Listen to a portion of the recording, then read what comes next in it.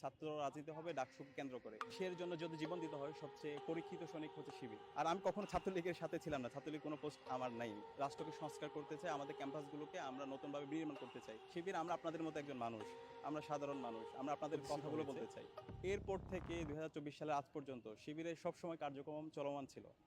গত 16 বছরে আওয়ামী লীগের এবং ছাত্রলীগের যে ফ্যাসিস্ট শাসন ছিল, ঢাকা বিশ্ববিদ্যালয় যদি আপনারা দেখেন, ঢাকা বিশ্ববিদ্যালয়ে শিবির সন্দেহে যখন কাউকে পেয়েছে তারা প্রথমে নির্মমভাবে নির্যাতন করেছে।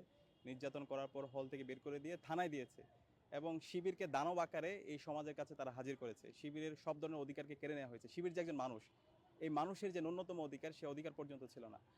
সে কারণে আমরা বাধ্য হয়ে আমাদের পাবলিকলি আমাদের কাজগুলো করতে পারিনি, কিন্তু সাধারণ শিক্ষার্থীদের যে দাবি দাওয়াগুলো, সাধারণ শিক্ষার্থীদের যে প্রত্যাশাগুলো ছিল, সে আলোকে আমরা সবসময় তাদের সাথেই ছিলাম। আর আমি কখনো ছাত্রলীগের সাথে ছিলাম না, ছাত্রলীগ কোনো পোস্ট আমার নাই। শিবির কি সত্যি মানুষের রক্তাক্ত বা রক্কাটে, বা শিবির কি সত্যিই জঙ্গি? আমি কখনো দেখিনি, আমি আমার বুদ্ধি হওয়ার পর থেকে আমি কখনো দেখি নাই শিবির কারো রক কাটতে, অথবা আমার যারা নেতা ছিল, দায়িত্বশীল ছিল, তাদেরকেও কখনো আমি দেখিনি। এটা সম্পূর্ণ একটা প্রপাগান্ডা। একটা হচ্ছে দীর্ঘদিন ধরে যে ফেসিস্ট যারা ছিল, তারা এই ধরনের একটা প্রপাগান্ডা তৈরি করে মানুষের মাঝে একটা ভয়ের সংস্কৃতি, ভয় তারা হচ্ছে ঢুকিয়ে দিয়েছে। যে শিবিরকেই কেন এত বড় করে টার্গেট করা হয়েছে? কেন পুরো দেশ এবং জাতি বিশ্বের কাছে শিবিরকে একটা নিষিদ্ধ সংগঠন, জঙ্গি হিসেবে কেন তাদেরকে পরিচয় করানো হয়েছে? এর পেছনে ঘটনাটা কি? অন্যান্য তো আরো রাজনৈতিক দল আছে, কিন্তু শিবিরই কেন? আচ্ছা, ফেসিস্টদের নেচারটা হচ্ছে এমন, তারা যে কাউকে যখন তাদের শত্রুকে তারা আইডেন্টিফাই করে, তারা হচ্ছে তাকে দানব আকারে হাজির করা। তো তারা মনে করেছে এই দেশের সবচেয়ে দেশপ্রেমিক নাগরিক হচ্ছে শিবির।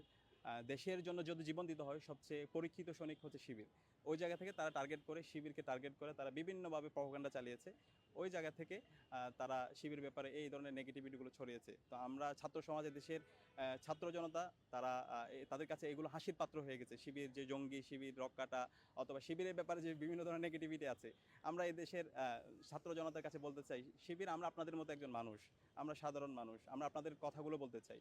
আমরা আপনাদের মত প্রকাশের স্বাধীনতা নিয়ে গত দীর্ঘ 16 বছর ধরে লড়াই করেছি এবং অবশেষে 5ই আগস্ট ছাত্র জনতার অভ্যুত্থানের মাধ্যমে আমরা এই ফেসিবাদ মুক্ত বাংলাদেশ পেয়েছি। এই যে আত্মপ্রকাশের যে বিষয়টা, এই যে গণঅভ্যুত্থানের পর আপনাদের আত্মপ্রকাশ, এই আত্মপ্রকাশের বিষয়টা কি পূর্ব নির্ধারিত ছিল, পূর্ব থেকে পরিকল্পনা ছিল, নাকি এই যে অভ্যুত্থান হয়েছে বলে আত্মপ্রকাশ? এই বিষয়টা নিয়ে কি বলবেন? আরেকটা ব্যাপার হচ্ছে, এই যে আপনারা যে এই যে ছাত্র আন্দোলন নিয়ে কাজ করেছেন, সম্মুখ সারিতে আপনারা নেতৃত্ব দিয়েছেন, কাউকে বুঝতে দেননি আপনারা শিবিরের কর্মী, বা সাধারণ শিক্ষার্থীরা বা আপনার ব্যাচমেটরাও আপনাদের কথা জানতো না। এই বিষয়টা আসলে কিভাবে নিয়ন্ত্রণ করেছেন, ভেতরে আসলে কিভাবে রেখেছেন? আচ্ছা, এই যে অভ্যুত্থান, ছাত্র জনতার অভ্যুত্থান, এটা ছিল এদেশের আপামর জনসাধারণের এবং ছাত্র সমাজের। এখানে আমরা কেউ পরিচয় নিয়ে যাই নাই। আমাদের প্রথমত টার্গেট ছিল কোটা সংস্কার করা, দ্বিতীয়ত টার্গেট ছিল ফেসিবাদ মুক্ত বাংলাদেশ গঠন করা।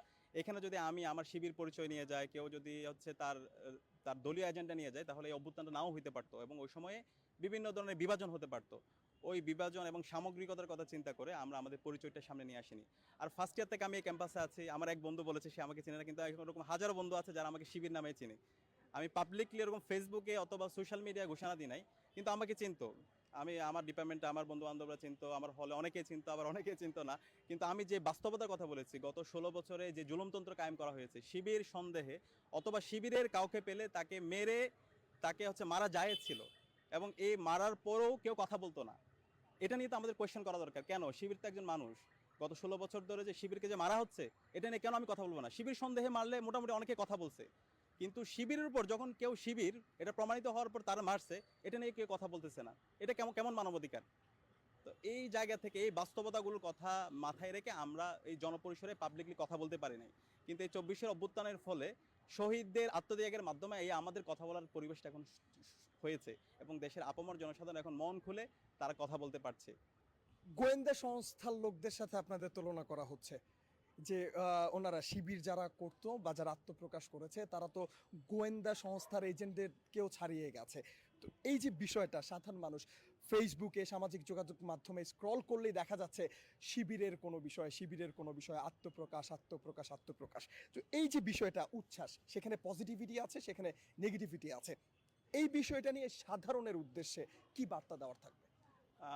বাংলাদেশের আপামর ছাত্র জনতাকে আহ্বান করব, আমরা আপনাদের মতোই মানুষ, আমাদেরকেও তো বেশি হাইপেও নেওয়ার দরকার নাই, আবার বেশি হচ্ছে নিচেও দেখার দরকার নাই।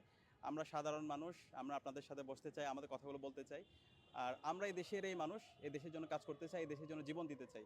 এবং এই 24-এর অভ্যুত্থান পরবর্তী আমরা শহীদদের যে প্রত্যাশা ছিল, সেই প্রত্যাশার আলোকে আমরা ফেসিবাদ মুক্ত একটি বাংলাদেশ গঠন করতে চাই। আমরা আমাদের দেশকে নতুনভাবে বিনির্মাণ করতে চাই। গত 16 বছর ধরে আমাদের দেশকে যেভাবে ভেঙে চুরমার করে দেওয়া হয়েছে, সকল প্রতিষ্ঠানগুলোকে ভেঙে চুরমার করে দেওয়া হয়েছে, সেই জায়গায় আমরা রাষ্ট্রকে সংস্কার করতে চাই, আমাদের ক্যাম্পাসগুলোকে আমরা নতুনভাবে বিনির্মাণ করতে চাই। ক্যাম্পাসে এখানে কোনো দাসত্ব থাকবে না, এখানে কোনো জুলুমতন্ত্র থাকবে না, সবাই মন খুলে তাদের কথাগুলো বলতে পারবে। আর আমরা সাধারণেই, আমরা আপনাদের মতোই মানুষ, এর বাইরে আর কিছুই না। সুতরাং আমাদেরকে নিয়ে অতিরঞ্জিত অথবা আমাদেরকে হচ্ছে বেশি মানে নিচে দেখা, কোনোটাই আছে আমরা বলবো না। আমরা আপনাদের মতোই আমাদেরকে সাধারণ একজন মানুষ হিসেবে আপনারা দেখেন। আরেকটা বিষয়, ঢাকা বিশ্ববিদ্যালয় সহ পাবলিক বিশ্ববিদ্যালয়গুলোতে রাজনীতি মুক্ত করার দাবি একটা পক্ষ করে আসছে।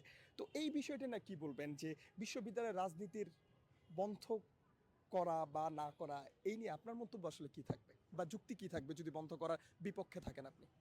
আমরা ইতিমধ্যে আমাদের অবস্থান ক্লিয়ার করেছি। আমরা বলেছি ছাত্র রাজনীতি নিষিদ্ধ করা এটা কোনো প্রাজ্ঞ সিদ্ধান্ত হতে পারে না। আমরা ছাত্র রাজনীতির যৌক্তিক সংস্কার চেয়েছি এবং আমাদের বিশ্ববিদ্যালয়ের সাথে যে মতবিনিময় সভা, ওইখানেও আমরা বলেছি এবং দ্রুত সময়ের মধ্যে আমরা বলেছি ডাকসু নির্বাচন দিয়ে দিতে। ছাত্র রাজনীতি হবে ডাকসুকে কেন্দ্র করে। গত 16 বছর ধরে যেই ছাত্র রাজনীতি হয়েছে, শিক্ষার্থীদের মাথায় এখন ওইটা থেকে গেছে। যে কারণে অনেকে ছাত্র রাজনীতির প্রতি একটা বিরূপ চিন্তা তাদের তৈরি হয়েছে। আর ছাত্র রাজনীতি না থাকাটাই হচ্ছে একটা ফেসিবাদী চিন্তার উগ্রেত হবে। তো সেই জায়গা থেকে আমরা বলেছি যেহেতু সবাই সংস্কার চাচ্ছি, একটি পলিসি ডিবেট হতে পারে। ওই পলিসি ডিবেটে প্রত্যেকের সংস্কারের প্রস্তাবনাগুলো আমরা পেশ করতে পারি। এর ভিত্তিতে আমরা নতুন ছাত্র রাজনীতির বন্দোবস্ত করতে পারি। 24-এর অভ্যুত্থান পরবর্তী মানুষের মধ্যে একটি প্রত্যাশা তৈরি হয়েছে। এখন সকল মানুষ তার কথা বলার অধিকার ফিরে পেয়েছে। সবাই তার মত প্রকাশের স্বাধীনতা পেয়েছে। গত 16 বছর ওটি ছিল না। গত 16 বছর ফেসিস্টরা ভিন্ন মতকে যেখানে পেয়েছে সেখানে নিষ্পেষণ করেছে, তাকে দমন করেছে, তাকে নির্মম নির্যাতন করেছে। কিন্তু এই 24-এর অভ্যুত্থান পরবর্তী আমাদের শহীদ যারা আছে, আমাদের গাজীরা আমাদের এই কথা বলার সুযোগটা করে দিয়েছে তারা। তো সেই জায়গা থেকে এখন আমরা স্বাধীনভাবে আমাদের মত প্রকাশের স্বাধীনতা পেয়েছি, আমরা কথা বলার সুযোগ পেয়েছি। সেই জায়গা থেকে ইসলামী ছাত্র শিবির এখন ঢাকা বিশ্ববিদ্যালয় সহ বাংলাদেশের সকল ছাত্র সমাজকে সাথে নিয়ে মনের কথাগুলো বলবে। শিক্ষার্থীদের যে দাবি দাওয়াগুলো আছে সেই কথাগুলো এখন স্বাধীনভাবে বলার সুযোগ পেয়েছে এবং এখন থেকে